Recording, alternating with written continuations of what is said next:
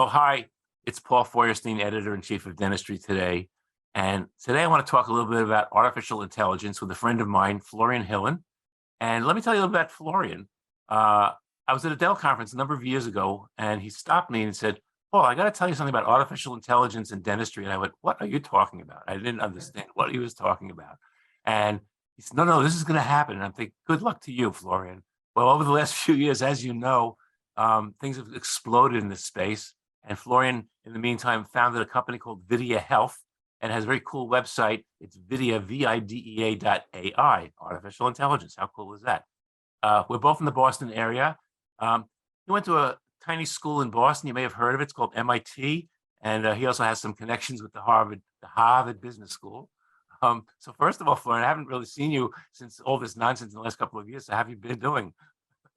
It's great to meet you again, Paul, and we are doing excellent. It's great to see dentistry as a rising star again in this industry, and I'm very excited to be here. Thank you so much for the invite. So this, everybody says they use this word AI, and it's sort of a thrown around term, but why don't you give a sort of a history of what you're doing and how it's relevant to me in dentistry, and let's talk a little bit about some accuracy help to the dentists using AI in certain diagnostic areas. Let's leave it. I'll lead you on that one. Right. Okay. So AI is an overarching, undefined term, really, but it becomes in healthcare and dentistry more and more relevant. There's artificial intelligence, which uses voice, for instance, your Alexa at home, right? And that's called natural language processing, and that's what you can use, for instance, for charting periodontal disease. And then there's AI, which is using images, and we call it computer vision. And that's what we do. And so what we are doing is that we train our algorithms of tens of millions of dental x-rays, bite wings, panoramic PA images. And we have a sophisticated data pipeline where we have dentists all over the world treatment planning and diagnosing these x-rays, which then our AI learns from. And then going forward, we can actually predict and diagnose as well as treatment plan based on images alone.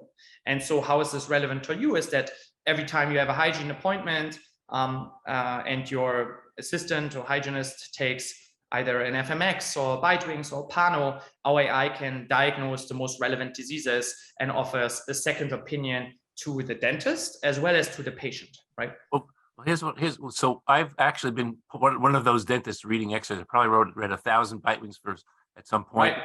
And I would put down proximal caries, recurrent decay, periapical area, whatever it was, and then it was fed into, as you said, the giant computers, and they do all these things. But as a practitioner, I mean, most GPs have a hygienist that go and do quote a hygiene check, and you run in and you say, hey, how you doing? How's the kids? Everything else? You take a look. Oh yeah, okay. Let me see. Yeah, you got number 3 MO and blah blah blah blah, and you're walking out the door. And if I had Jiminy Cricket sitting on top of my, I hope these people know who Jiminy Cricket is. Anyway, if Jiminy Cricket was sitting on top of the computer screen, that by the way, take a quick look at this. Take a look at this. Take a look at this. There might be something there. I don't think AI is telling me there's definitely this going on, but it gives me a little heads up to say, oh, I didn't even think about looking at that area over there. And I think that's how I see it as a GP from what you're telling me as how this learning is. Yeah, no, this is a great comment, Paul, because the value really of it is that we thought about this a lot actually, and we call our product at Videa Health Videa Assist. And because we want to be assistive tool to the practitioner and to the stakeholders, which includes also the hygienist, etc. Right? It's not an expert, it is not directive, but it wants to flag important areas of concern and then gives recommendations. But in the end, the final decision is always made by the dentist, etc. Nonetheless, in your workflow, it is actually an important piece because to some extent, the hygienist or the assistant can already be preheated and can help to communicate the disease also to the patient, right? And then when the dentist comes in, who has very limited time, right? Instead of like looking over, 18 images in an FMX, they can quickly spot the most important pieces because we can prioritize it for them, confirm them, and then use that as a communication tool towards the patient, right? And there's a validation here, and it's I would say it's almost like it's like the patient gets a computerized saying saying, yeah, there really is something there. Because how many times, I mean, a very common That's right. situation is when a dentist takes over a new practice and they go around and they see, well, there's something going on in number 18, and the patient goes, no, Dr. Jones has been looking at that thing for 30 years. Okay. So let's have the, let's have the computer take a look at this thing too. And this is where things like diagnosis came into play over the years, and Right. different types of caries detection things. So it's an aid, and it's an aid for me, but it also gives a confidence to the patients too that we're not doing a bunch of fillings for no particular reason, which is, we hear that all the time. You see it on Facebook and you see it in chat groups, and they go, I went to the dentist and they said I had 63 cavities, and I've never had a cavity in my life before, and blah blah blah blah blah. So this gives a little bit more credence to the whole thing, and there's accuracy involved here. That's a critical component to the whole thing too. Absolutely, but let me jump into one thing you Sure. just said. Like, so as you know, I have a medical background as well, and actually, I think the large majority of dentists are extremely good, clinicians and want to do the best for their patients. And then sometimes, especially in dentistry, there's this 1 out of the 100,000 case, which makes it all the way to the newspapers, and everyone thinks there's a lot of overtreatment. I think the value what we are seeing is really manifold, and it's actually fantastic to see it. Number one, it gives the hygienist, for instance, we also have a periodontal module, which is really mainly used by hygienists, right? Or our cavity detection. It gives the clinician extra confidence in their own diagnosis as well, right? And so that, and the second piece helps then to communicate this to the patient, as you mentioned. Like, so for instance, our AI is trained then more on 10 million x-rays. That is probably 20 times as much as even you, Paul, as a very active dentist, have ever reviewed in your life, right? And exactly, and it was trained by over 50 dentists. So, you in the end with the AI, you have kind of like the power of a dentist who is 20 times as old as every other dentist, plus his 50 other dentists on top of them, right? So it also gives then, as you mentioned, to the patient, the communication, hey, this is not just me. Look at the AI trained on tens of millions of images. There is an area of concern, and we should look at that, right? And then the third aspect is also that it just helps people to speed up the process, right? Like we can say, hey, this image doesn't have any disease, so maybe don't need to focus on that, but you can focus more on other areas. And that is especially relevant because some diseases are don't really have symptoms, are asymptomatic, right? I think about periapical lesions. Exactly. And the problem is that then if a patient comes in and has like a toothache on the right side, then sometimes we tend to miss everything on the left side. And this is, for instance, what we are seeing is very supportive of AI, right? And in fact, actually, Paul, I can put some numbers on this as well, because we have it deployed in tons of practices and get a lot of feedback. It's really great. And we can actually see that the treatment plan value, because I identify more, increases by 26%, wow. Right? Because our AI identifies, 46% more true disease, right? Oh, there's a very strong push. In fact, I'm working on an article right now on, quote, minimally invasive dentistry, that it'd be nice to find a lesion at its infancy where it's just about at that questionable point, but with the new, some of the technology, the operative technology, we can make smaller restorations. We can use flowable. That's right. We can do remineralization. We can do all sorts of things, as preemptive strikes. And if we can salvage enamel, if we can do a tiny restoration in someone, the load of their chewing is on the enamel, not on the restoration. So this is a nice aid. Paul, I'm so with you on this. And recently I just gave a TED talk just on this topic, because our company is called Vidya Health, which means Vidya means computer vision for better health. And we truly believe that we can advance oral health and with that systemic health in the entire United States. And why? Because we identify more disease, but also earlier. In fact, we actually have done studies where we can identify incipient lesions, up to 5 years earlier before the dentist has identified, okay, now it's a grossly carious and we need to do an invasive treatment, right? We have that actually, right? And so this is actually where this company is going. Our vision is that we can not only diagnose or also show the progression of disease, but Paul, that we even can predict what is going to happen if you do not get right now the filling. So that's the I told you so value.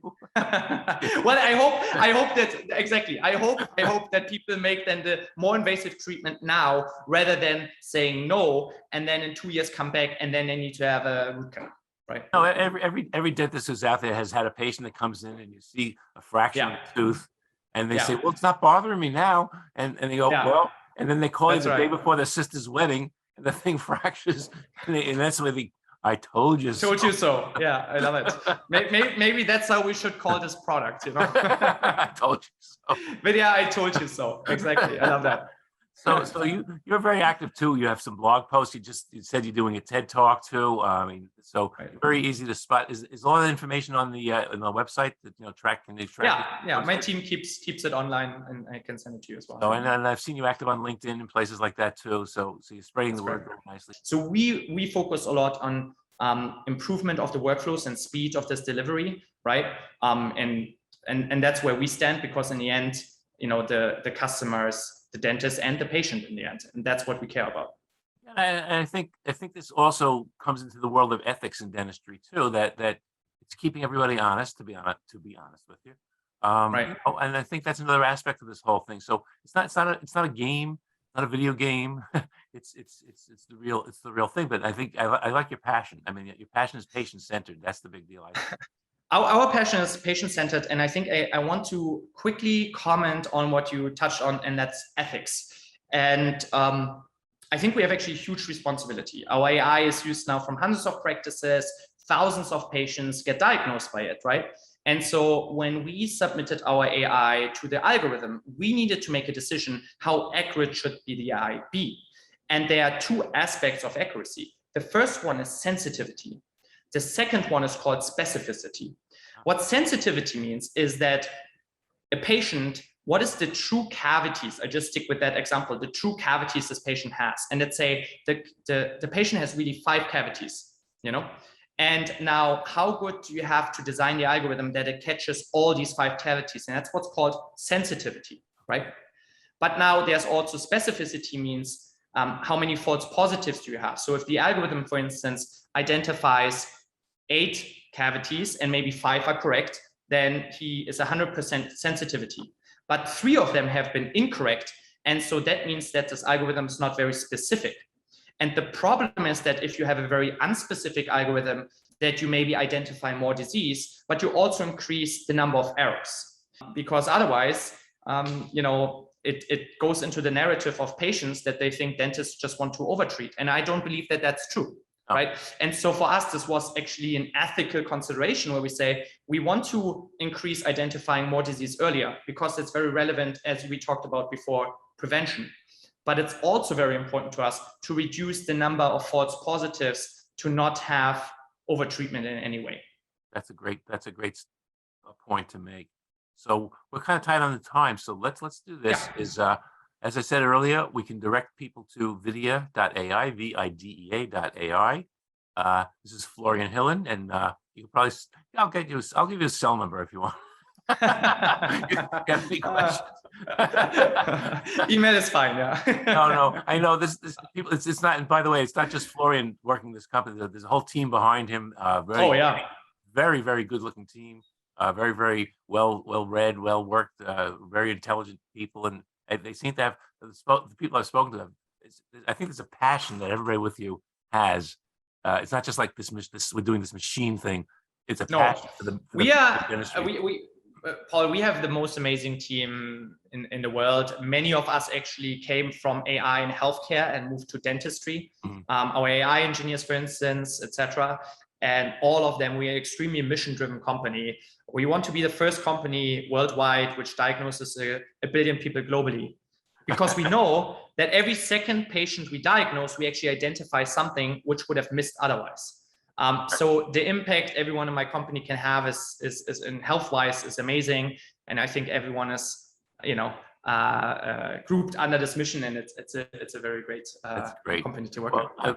You still have the same passion that you had 5 or 6 years ago when I saw you. Yeah, I told you. Let's talk in 4 years, and I believe we are the standard of care at that point. All right. Well, thanks very, very much. And let's do this again. Let's get a little more of a follow-up. Let's see how things go, and maybe we can do a little bit more in-depth look at this whole process too. So thanks again, Florian, for taking some time with me. Enjoy the Boston weather for the rest of whatever time it is, and great to see you.